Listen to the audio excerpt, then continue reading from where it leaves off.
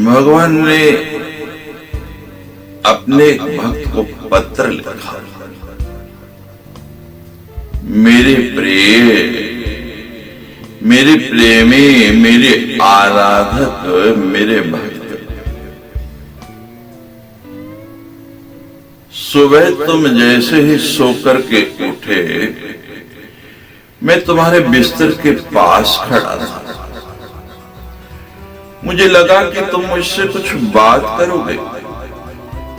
तुम कल या पिछले हफ्ते हुई किसी बात या घटना के लिए मुझे धन्यवाद कहोगे,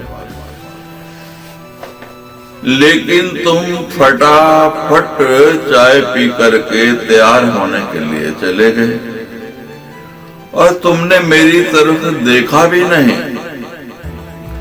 फिर मैंने सोचा तुम नहा करके मुझे याद करोगे,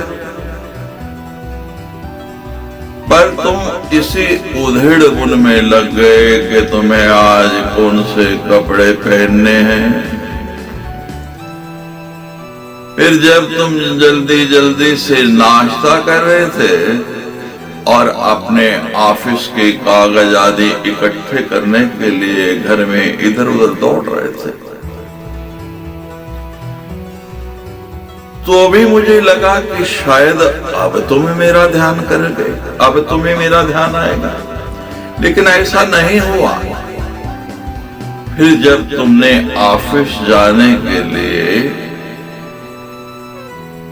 अपनी गाड़ी निकाली और चल पड़े तो मैं समझा कि इस खाली समय का उपयोग तुम मुझसे बातचीत करने के लिए करोगे।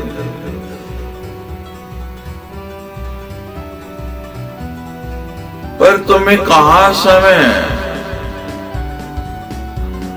तुम तो अपने मोबाइल से खेलने लगे, इधर उधर की बातें करने लगे और मैं तुम्हारे पास वहां इसी इंतजार में कि तुम कब मेरे से बात करोगे खड़े का खड़ा रह गया।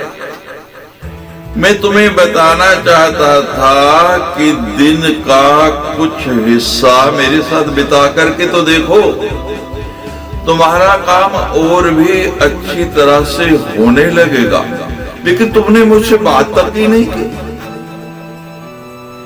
एक मौका ऐसा भी आया जब तुम बिल्कुल खाली थे, कोई काम नहीं था और कुर्सी पर 15 मिनट यूं ही बैठे रहे, लेकिन तब भी तुम्हें मेरा ध्यान नहीं आया। आधा दिन निकल गया, दोपहर हो गई। दोपहर के खाने के वक्त जब तुम इधर उधर देख रहे थे तो भी मुझे लगा कि खाना खाने से पहले तुम एक पल, सिर्फ एक पल के लिए मेरे बारे में सोचोगे, मेरा ध्यान करोगे, मुझे ग्रास अर्पण करोगे, लेकिन ऐसा भी नहीं हुआ। मैं इंतजार करता रहा, प्रतीक्षा करता रहा। दिन का अब भी काफी समय बचा था। मुझे लगा कि शायद इस बचे समय में हमारी बात हो जाएगी, शायद तुम अब तो मुझसे बात करोगे। मैं इंतजार करता रहा और तुम वापस घर पहुंच गए और घर आने के बाद तुम रोजमर्रा के कामों में व्यस्त हो गए। जब काम निमट गए मैं कहा अब तो फ्री हो गए हैं, अब तो खाली हैं, अब मेरे से बात करेंगे। लेकिन तुमने बात तो क्या, मेरा ध्यान भी नहीं किया, मेरी ओर देखा तक भी नहीं, और तुम टीवी खोल के बैठ गए और घंटों तक टीवी देखते रहे। देर रात थक करके तुम बिस्तर पर आकर लेट गए। तुमने अपनी पत्नी को, अपने बच्चों को शुभ रात्रि कहा, अपने मित्रों को गुड नाइट के संदेश भेजे मुझे लगा कि शायद मैं भी तुम्हारा मित्र हूं, मैं भी तुम्हारे परिवार का सदस्य हूं, मेरे से भी तुम्हारा कोई संबंध है। तुम मुझे भी शुभ रात्रि गुड नाइट कहोगे, लेकिन तुम तो महाराज चादर ओढ़ करके सो गए। मेरा बड़ा मन था कि मैं भी तुम्हारी दिनचर्या का हिस्सा बनूं, तुम्हारे साथ कुछ समय बिताऊं, तुम्हें कुछ सुनाऊं, तुम्हारी कुछ सुनूं, कुछ मार्गदर्शन करूं तुम्हारा, ताकि तुम्हें समझ में आए कि तुम इस धरती पर किस लिए आए और किन कामों में उलझ गए, लेकिन तुम्हें समय नहीं मिला। और मैं मन महसूस करके मन मार के ही रह गया।